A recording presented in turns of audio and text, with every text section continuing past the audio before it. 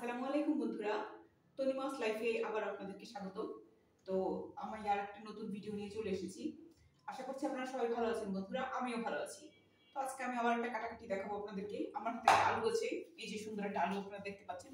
আর এটা হচ্ছে পিলার, এটা দিয়ে হচ্ছে প্রথমে আমি আলুটাকে ছুলবো, ছোলার পর আলুটাকে কাটবো। তারপরে হচ্ছে আমি আজকে একটা রান্নাও আপনাদের দেখাতে পারি, তো মনে হয় অন্য ভিডিওতে আসবো।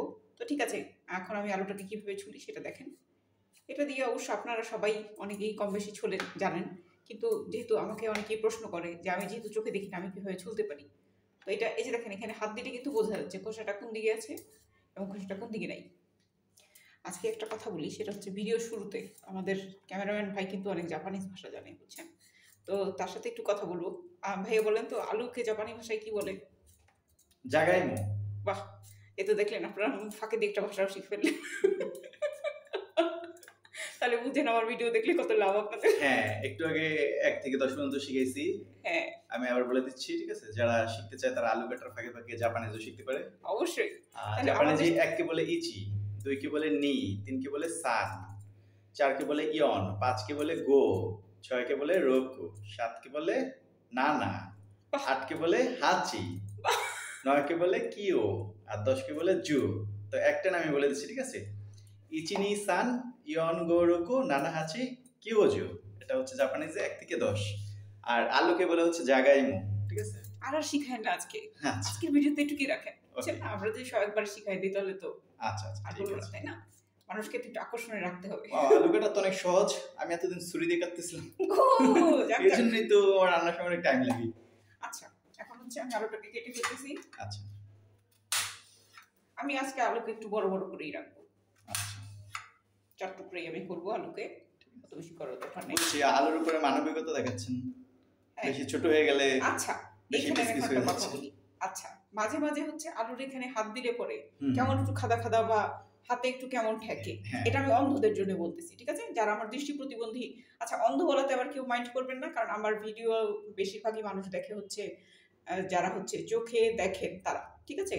তাই আশা করছি দৃষ্টি প্রতিবন্ধী যারা এই ভিডিওটা দেখবেন তারা কিছু মাইন্ড করবেন না, কারণ আমি আপনাদের কাউকে অসম্মান করে কথা বলছি না।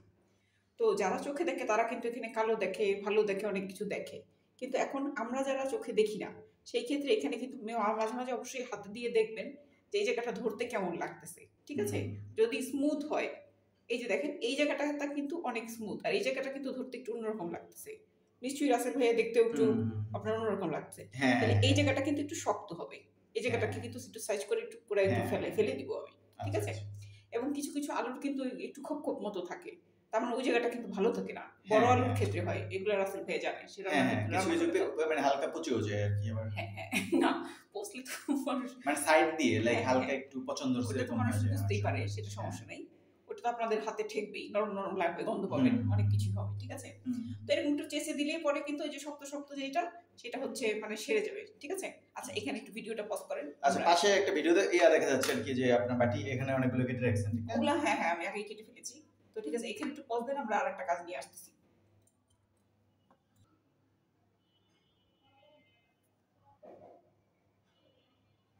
তো বন্ধুরা, আমি একটু আগে আপনাদেরকে আলু ছুলে কেটে দেখালাম। তো আজকের মতো আমরা এখান থেকেই বিদায় নিচ্ছি। পরবর্তী ভিডিওতে আবার কথা হবে। ততক্ষণ পর্যন্ত জাপানি ভাষা শেখার জন্য হোক, বা আমার নতুন নতুন কাজ দেখার জন্য হোক, বা আমাদের চমৎকার চমৎকার কথা শোনার জন্য হোক, আপনারা অবশ্যই আমাদের সাথে থাকবেন।